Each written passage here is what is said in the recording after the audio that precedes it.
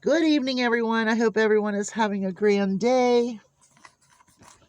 Oh, my screen is dirty. Today was a very busy day here. In the morning, I had to get Solomon to his vet appointment at 8 a.m. And he and I jetted down to Tractor Supply, his favorite place in the whole wide world. I thought it was a great ending to his little trip. He didn't feel good today in the car, truck. But we got a bag of chicken feed, a bag of dog food, a couple of chew bones, and some goat treats. Um, Now, his dog food that I bought him was over $30 a bag. And right now I'm feeding it to all of them. They're all eating the same food. I kind of have this theory that if I feed him a better adult food that I can feed them, then I can supplement him with the Bill Jack and so on and so forth. So that was the last puppy food I will buy. That'll last, I don't know, a couple weeks, maybe a week. I don't know. He just comes in and throws his head down in the bag, and there's 2 bowls full. He's like, I want to eat out of the bag. So I got to really watch that because I don't want him to damage the food, but they go through it. So anyway, you saw the video of my kitchen. I'm still working on that. It's been very hard for me. I've been having a lot of pain lately.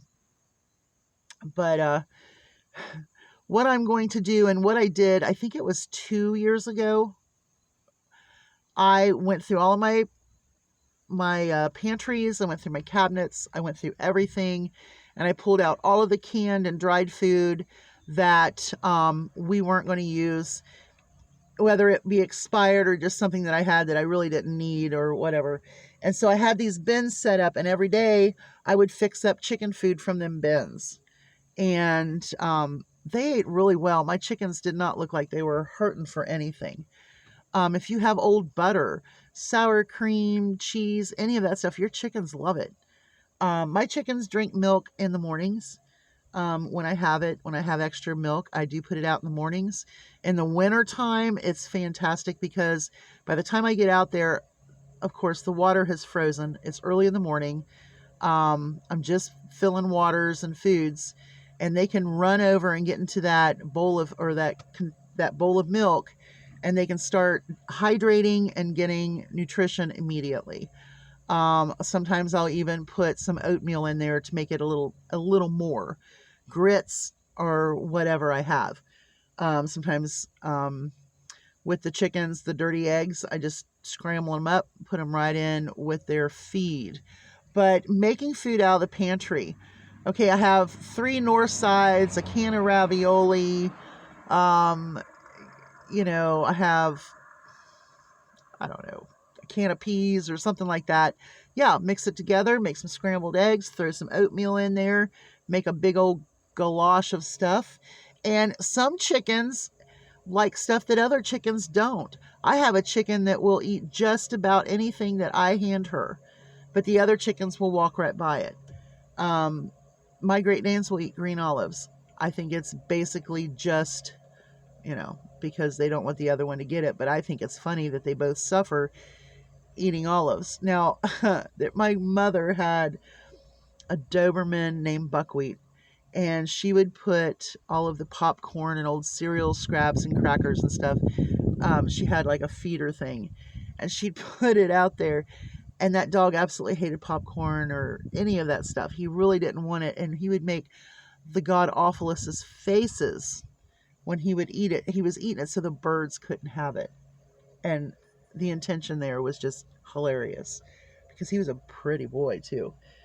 Okay, so expired foods, I don't throw them out. I feed them to my chickens.